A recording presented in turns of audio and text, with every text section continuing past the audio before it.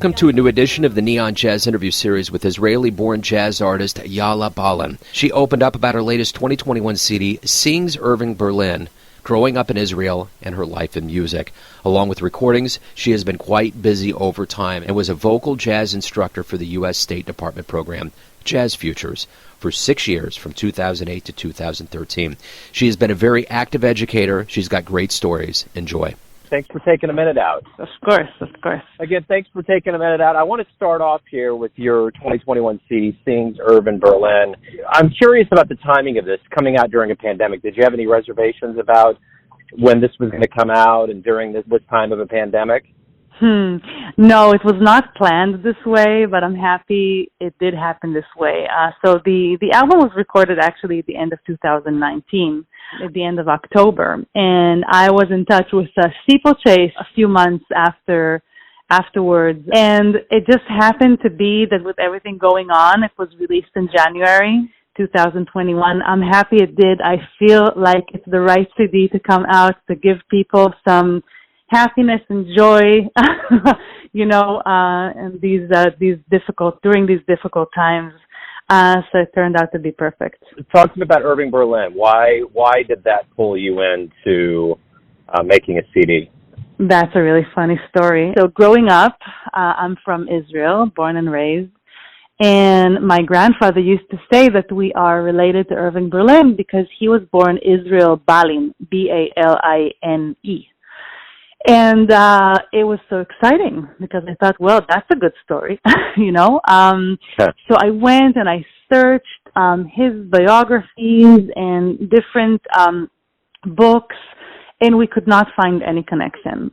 We might be from like the same village somewhere in Poland, or Russia, but that story really got me hooked on his music. I went and I got the big, Irving Berlin songbook, and started looking through it, not only Cheek to Cheek and Remember and the songs that we all know and love, but really dig deeper to other songs and lyrics, and I found gems. I found a treasure. So a couple of years ago, I decided to go and just start a whole concert called, his name was Israel Ballin, the music of Irving Berlin.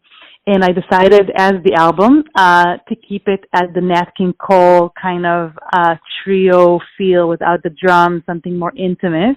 And we've been performing this concert. We performed it a few times. In between the songs, I tell stories about his life and about the songs and their meanings, where after a while I said, well, this makes sense to just go into the studio. Why not?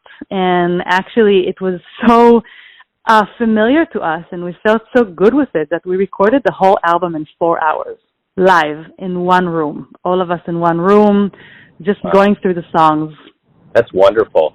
So, speaking of Israel and childhood and getting into jazz, talk to me a little bit about your childhood and how jazz kind of became your life. So I come from a family where music is a very high value. Both my grandparents had a piano at home, and we were sent to study music from the age of 5, both me and my older siblings. So I started, as everybody, the recorder and the piano at the age of this is all classical music, right? Some choirs. I always loved to sing. There are pictures of me at the age of 2. We lived in Canada at the time for a little while, and I'm singing Beatles songs, and I don't even know what I'm saying, kind of like imitating their lyrics. At the age of 12, they let me play the flute, so it was all very like musical education per se. My sister, who is a bassoon player, went to a fine art high school in Israel, Yaala, which is the famous one. One of her friends gave her 3 jazz albums. So this is the first time I'm hearing jazz, right? Art Blakey, A Night in Tunisia, Chet Baker Sings and Plays, and Billie Holiday, Lady in Satin. And I heard that and I said, okay, that's it. I love classical music and I still listen to it, and I love going to concerts. I love the beat. I love the feel. I just got hooked to it, and I ended up going to the same high school, the jazz department, and then came to New York at the end of 2004. Was it always a dream to come to America? In high school it was, yeah. I know so many people who came here after high school. When I came to New York at the end of 2004, there were already 5 or 6 people from my class already here. This is not like from the grade or from, other ages, just from my class. It was a dream for a long time. It took a while to convince my parents when I said I want to be a jazz singer in New York, but it worked out, and I'm so happy it did. I came here. I went to City College up in Harlem, and I studied with the great Sheila Jordan, who was an amazing inspiration. She was all into the history and telling us stories and the love for the music. She gave me a lot of the love. So what was the first live jazz show you ever saw that really was memorable? Wow, that's okay. I can think of 2. So there was one when I was still in high school. I remember we went 10, 15 friends down to the Red Sea Jazz Festival, which is in Eilat, which is the most southern city in Israel. It's like a 5-6 hour bus ride, and we all were so excited to go together and go hear all these great musicians. And I remember hearing Diana Krall with Christian McBride and Russell Malone on guitar. I remember it very well. Speaking of no drums, ensembles, that was beautiful. Going to these festivals, we went every year, was just such a treat. I heard Chick Corea there. I heard Abby Lincoln there. James Moody came to visit my high school. Max Roach came to visit my high school. It was really amazing to be in Israel and be exposed to such giants, Then coming here, I can't think of one particular one. Maybe Lou Donaldson, it's the Vanguard, because, he plays on Art Blakey Night in Tunisia, and it was, I was shocked that I can see him, and speak to him, in person, it was a shocking experience, but it was unforgettable. What do you like the best about being a performer? What's the best part of being a musician? That's a very good question. I always say that I feel most free on stage. I never had stage fright. As I said, as a little kid, I would walk around and sing and do little shows for my family. It's the freedom and the power you have to connect with the people in front of you. I think it's a magical thing that happens when you tell a story and you have people just in, the tip of your fingers and just listening to every word you say. You take them on a journey, you take them on a journey. You can make them sad, you can make them happy, you can make them think about different things or feel different things. It's wonderful. And being a musician is, I always say it's not something I chose, it chose me. I don't remember one time in my life when I said, should I be a jazz singer or should I be a vet? I don't remember choosing to be a jazz singer. I always say that music kind of chose me. I don't remember ever choosing between, should I be a jazz singer or a vet or something else. It kind of chose me, and I can't really explain it.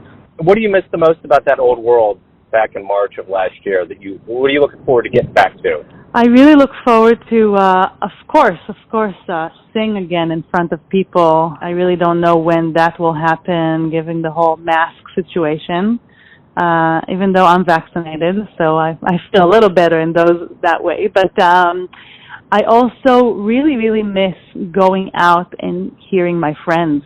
Jazz is really a lifestyle, and part of it is going and supporting other musicians and other singers and seeing who's out there and hanging out and, hearing what people are doing, and maybe you go up for a song, to sit in. Really miss that sense of community. What do you hope we all realize about this long time away from live music when we get back, both audience and musicians? Well, I think that musicians feel it all the time, that even though it's an art form that we can do with no audience, we can be at home and practice. I mean, I'm I'm married to a bass player. We play at home all the time, and we can practice, but we need the audience. We need that connection that I was talking about. And I think, we all feel that. And I think the audience misses going through those journeys that I was talking about, sitting in a darker place, after you dress up, you get a drink or something to eat and you just go on a journey. I think people miss that. And I think we're going to see the music world, the art world, picking up very quickly. That's my feeling. Everyone has a perception of you, your family, your friends, your fans, that you're the one living your life. Who do you think you are? Wow. I think I'm a very social person, very family-oriented. I love being with my family and my friends. I love making music, and it's not only singing. I love thinking about different projects and thinking outside of the box and how to incorporate music making in my life all the time. Beautiful. That's a great answer. You nailed it. Hey, thank you for taking some time out to talk about the new album and your life in music. I really appreciate it. Thank you so much for reaching out to me. It was my pleasure. Thanks for listening and tuning in to another Neon Jazz interview, where we give you a bit of insight into the finest players in Israel, Kansas City, and spots all over the world, giving fans all that jazz. Thanks to Yaala for her time, honesty, and story. If you want to hear more interviews, go to Famous Interviews with Joe Domino in the iTunes Store. Visit Neon Jazz at youtube.com, and for everything Neon Jazz all the time, go to the neonjazz.blogspot.com. Until next time, enjoy the jazz, my friends. It's a lovely day for saying it's a lovely day. Neon Jazz.